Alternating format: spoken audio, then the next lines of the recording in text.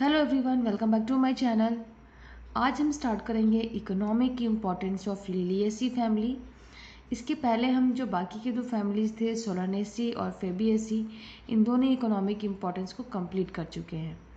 तो चलिए स्टार्ट करते हैं आज के लेक्चर में कि लिलिएसी फैमिली का इकोनॉमिक इम्पोर्टेंस क्या क्या है। बहुत सारे इकोनॉमिक इम्पोर्टेंस हैं, सारे पॉइंट्स हम डिस्कस कर लेंगे। तो सबसे पहला पॉइंट ये आता है कि फूड। लिलिएसी फैमिली में ऐसे बहुत सारे प्लांट्स हैं जो एज ए फूड हम यूज़ करते हैं। तो एग्जांपल्स देखते हैं क्या क्या है। सबसे पहला एग्जांपल हो गया एलियम सेपा, जो कि ऑनियन है और इसका बल्ब हम यूज़ करते हैं एज ए फूड। नेक्स्ट है एलियम सेटिवम, जो गार्लिक होता है, इसका भी बल्ब यूज़ किया जाता है फूड के रूप में।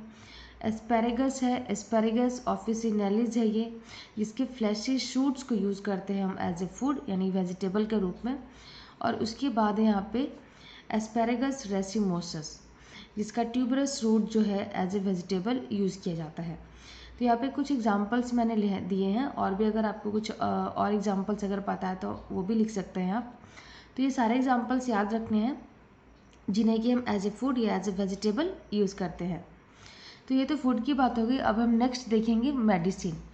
तो मेडिसिन के लिए भी बहुत सारे मेंबर्स लिलिएसी फैमिली में हैं ऐसे जिनका कि कोई ना कोई मेडिसिनल यूज़ है। तो एग्जांपल्स देख लेते हैं क्या क्या है। सबसे पहला तो जो एलोवेरा होता है, एलोवेरा सभी को पता होगा।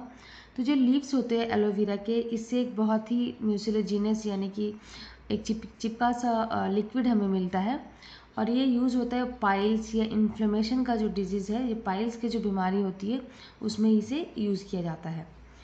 दूसरा यहाँ पे एग्जांपल हो गया जो रूट्स होते हैं एस्पेरेगस रेसिमोसस के, ये यूज होते हैं मेडिसिनल ऑयल बनाने के लिए, और ये ऑयल को यूज़ किया जाता है नर्वस या रोमेटिक कंप्लेंट्स के लिए।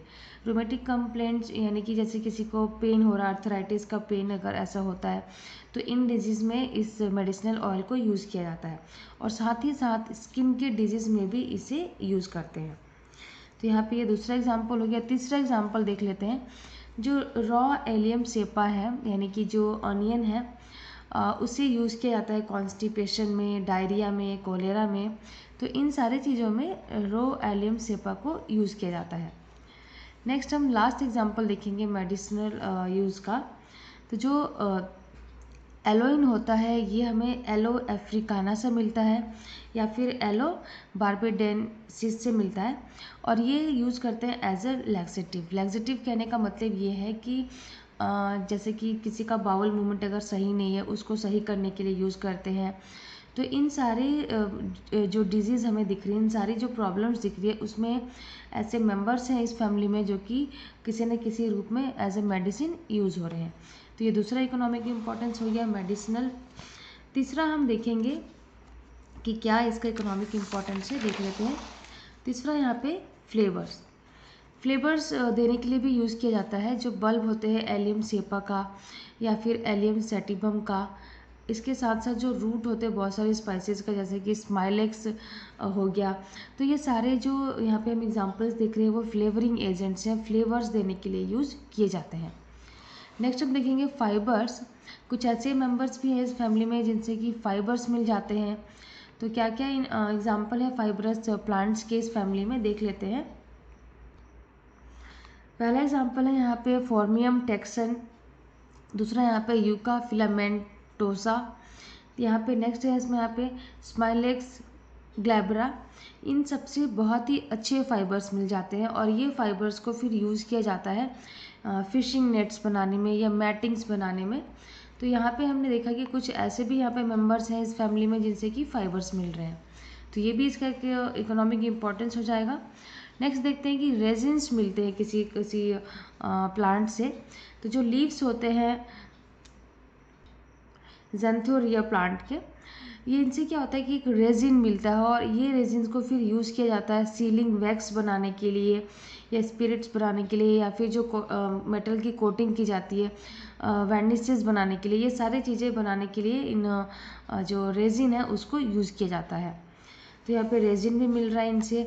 नेक्स्ट हम देखेंगे कि कुछ ऑर्नामेंटल प्लांट्स भी हैं इस फैमिली में जिनको कि एज ए ऑर्नामेंटल प्लांट्स के रूप में उगाया जाता है। तो कुछ मेंबर्स हैं इस फैमिली में जिनको कि गार्डन ऑर्नामेंट्स के नाम से भी जानते हैं। तो सबसे पहला यहाँ पे हो गया एगोपैंथस अफ्रीकैनस हो गया।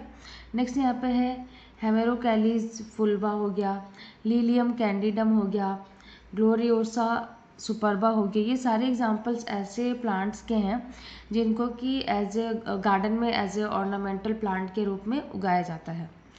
तो नेक्स्ट हम देखेंगे क्या है इनका लास्ट वन है ये। तो यहाँ पे हम देख रहे हैं कि केमिकल्स के रूप में भी यूज़ किया जाता है कुछ, जो यहाँ पे कॉल्चियम है, कॉल्चियम लूटियम जो है, इससे हमें क्या मिलता है, कॉल्चिसाइन मिलता है, जो कि बहुत ही यूज़ किया जाता है पॉलीप्लॉइडी को इंड्यूस कराने के लिए। यहाँ पे पॉलीप्लॉइडी को इंड्यूस कराने का मतलब ये है कि जो नंबर ऑफ क्रोमोसोम्स हैं उनको इंक्रीज या डिक्रीज करने के लिए यूज़ किया जाता है। तो एज ए केमिकल भी ये यूज़ हो रहा है। तो यहाँ पे हम देखा कि बहुत सारे इकोनॉमिक इंपॉर्टेंस है लिलिएसी फैमिली के। आपको उम्मीद है सारे के सारे पॉइंट समझ में आ गए होंगे। तो अगर आपको मेरे लेक्चर्स पसंद आ रहे हैं और मेरे नोट्स अच्छी तरीके से समझ में आ रहे हैं तो मेरे चैनल को सब्सक्राइब कीजिए, वीडियोस को ज़्यादा से ज़्यादा लाइक एंड शेयर कीजिए।